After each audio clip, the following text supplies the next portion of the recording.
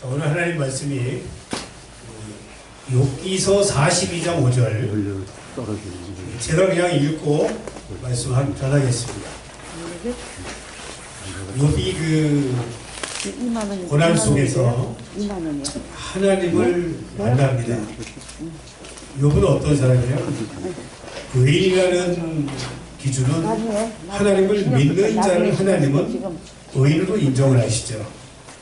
그런데 중요한 것은 그런 욥을 당신을 잘 믿는 욥인데 왜 그를 그 사단에게 붙여가지고 그 고난 속에 집어였을까?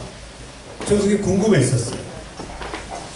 왜 이해가 안 되고 그래서 하나님께 늘 좀 이해 안 되는 거를 항상 기도를 합니다. 하나님께 하나님 나는 이해가 안 되니까 나를 좀 이해시켜 주시라. 오랜 세월 기도한 결과 하나님이 가르쳐 주신 이유가 욥이 잘 믿는다는 의가 있는 거예요. 의라는 건 뭐냐면 또 아까 토라라는 말이 히브리어로 율법이라는 뜻이거든요. 율법의 기준으로는 의인이지요. 그런데 이 의인은 하나도 없다. 바울 사도의 고백이 나오죠. 의인은 하나도 없다. 그러면서 그 율법 의인을 부셔야 되기 때문에 하나님은 욥의 의를 부시기 위한 하나님의 작업이 들어가는 거죠. 그런데 거기서 욥은 세 친구와 변론을 하면서 자기를 다 드러냅니다.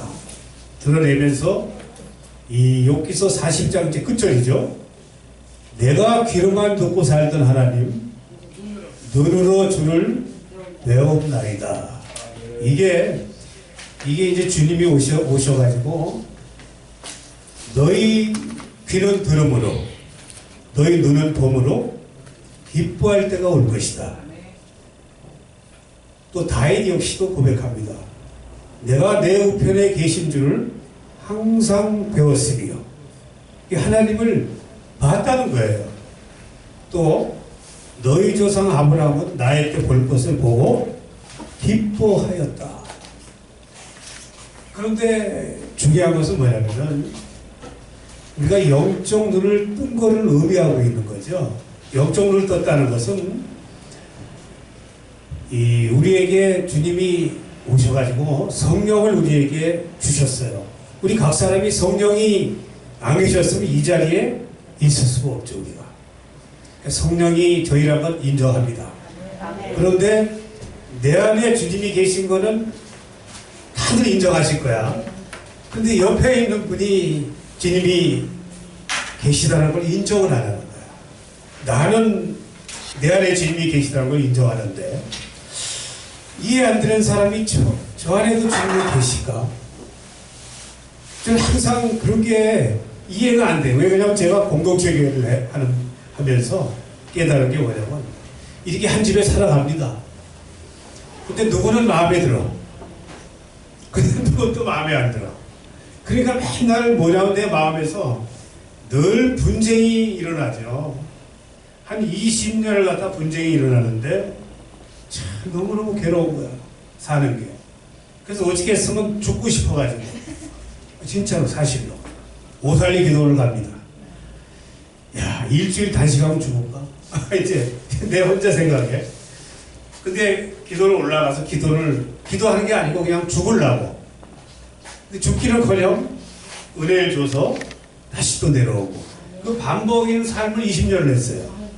그러다 보니까 사람이란 게 이 모순이 우리 내면의 세계, 우리 내면의 세계를 성경은 무엇을 말하는 거냐면 거룩 세계가 중요한 게 아니고 우리 그 마음에 있는 세계, 내면의 세계를 설명하고 있는 거예요.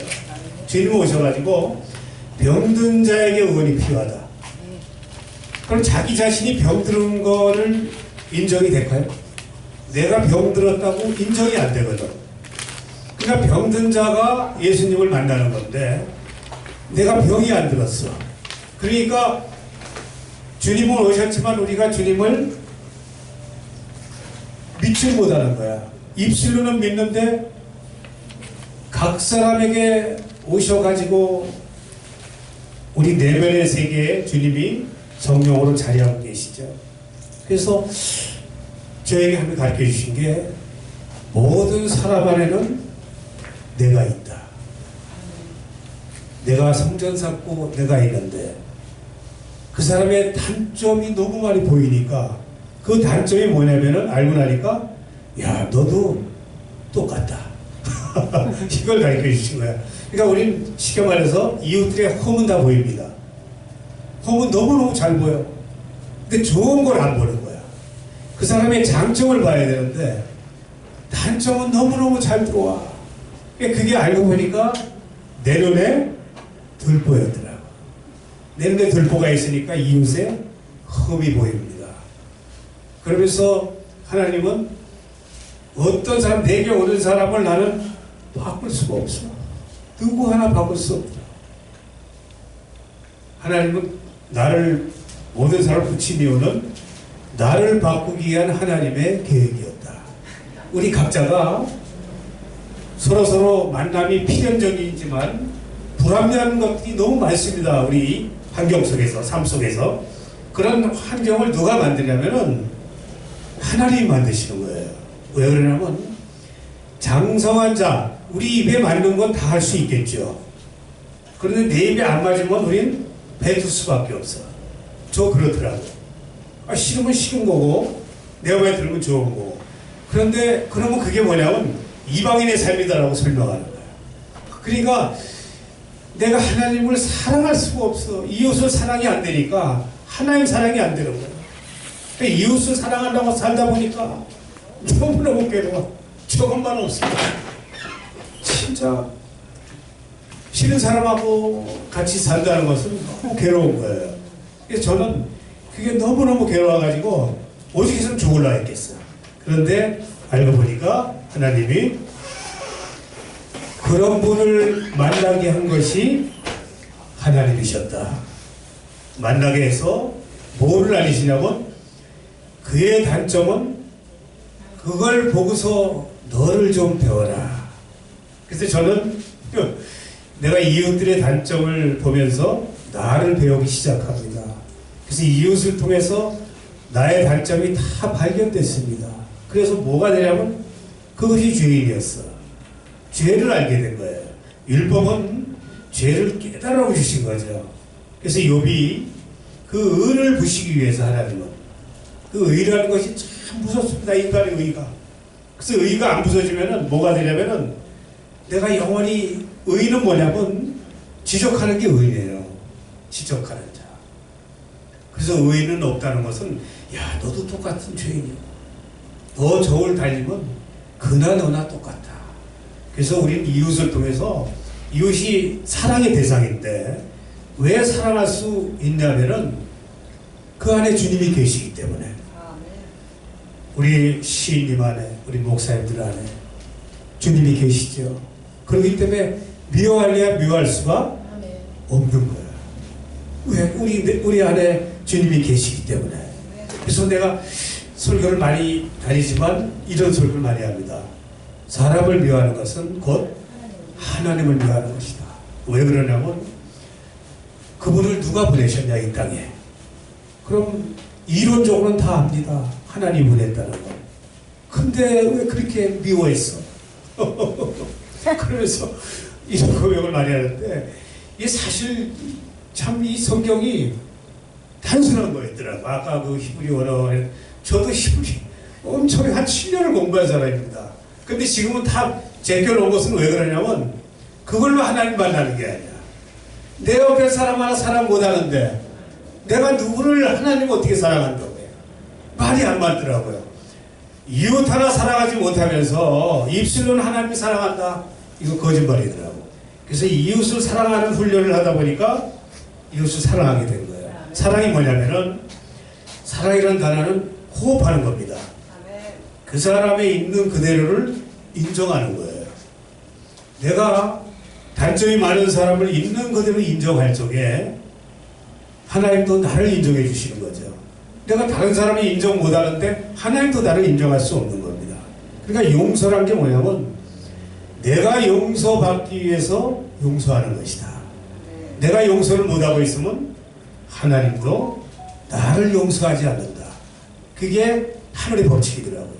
그래서 우리에게 예수님이 오신 목적은 용서의 길을 열어주기 위해서 서로 미운 사람 미워하고 살았지만 하나님 내가 잘못했어요. 왜? 그 안에 주님이 계시기 때문에. 참 우리 안에 주님이 계시는 것을 저는 봤습니다. 왜 그러냐면 주님이 안 계시면 이 자리에 앉아있을 수가 없어요. 주님이 앉아있는 거예요. 지금 이 자리에. 사람은 바뀌지 않았지만 주님은 이 자리에 계신 거야. 그러면서 우리를 서로 못한 것을 서로 다듬으라고, 서로 단점을 다듬으라 이거야. 상대의 단점만 보지 말고 그 단점이 너의 단점이다. 그걸 타산지석 삼아라. 이렇게 설명하는 거죠.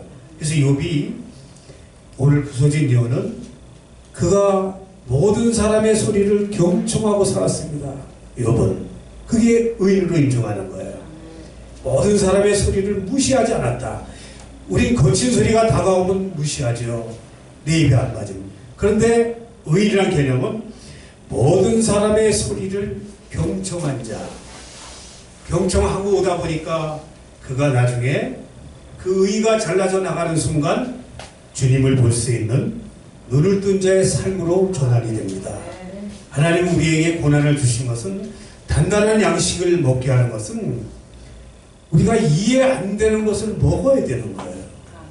나하고 안 맞는다고 배척하면 우린 영원히 하나가 될 수 없는 거예요. 주님이 오신 목적은 이웃을 사랑한다는 것은 바로 거기에 있는 거예요. 이웃 안에도 내가 있다. 하나님이 그렇게 말씀하십니다.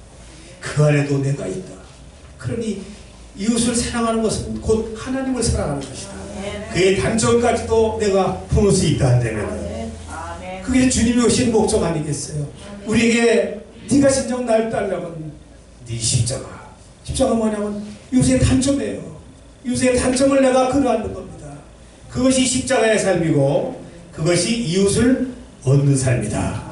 우리 모두 이렇게 살아서 주님처럼 또 욥처럼 또 눈을 뜰 수 있는, 영적 눈을 뜰 수 있는 저와 여러분 되실 주의 이름으로 축원합니다.